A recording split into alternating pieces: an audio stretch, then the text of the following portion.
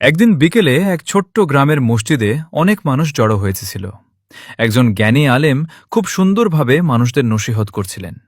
তিনি বললেন, তোমরা আগুন থেকে নিজেকে বাঁচাও, এমনকি অর্ধেক খেজুর দান করে হলেও। মসজিদে সবাই চুপ হয়ে গেল। ধনী লোকেরা বড় বড় দানের কথা ভাবতে লাগল, কিন্তু কোনায় বসেছিল এক গরিব মানুষ। তার নাম করিম। করিম সারাদিন কাজ করেও ঠিকমতো খেতে পারে না।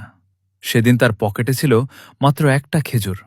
সেটাই ছিল তার রাতের খাবার। সে নিজের মনে ভাবতে লাগল, আমি কি দান করব? আমার তো কিছুই নেই। তার চোখে পানি চলে এলো। কিন্তু হঠাৎ আলেমের কথাটা আবার মনে পড়ল।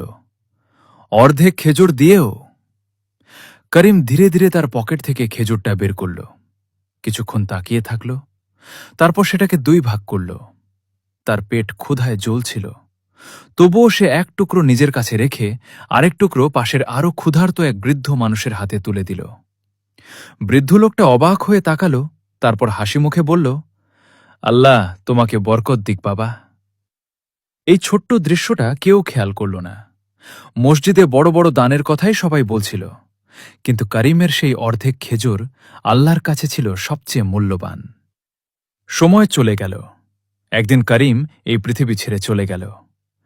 কিয়ামতের দিন যখন সব আমল ওজন করা হবে, তখন তার সামনে এক বিশাল নেকির পাহাড় এনে রাখা হল।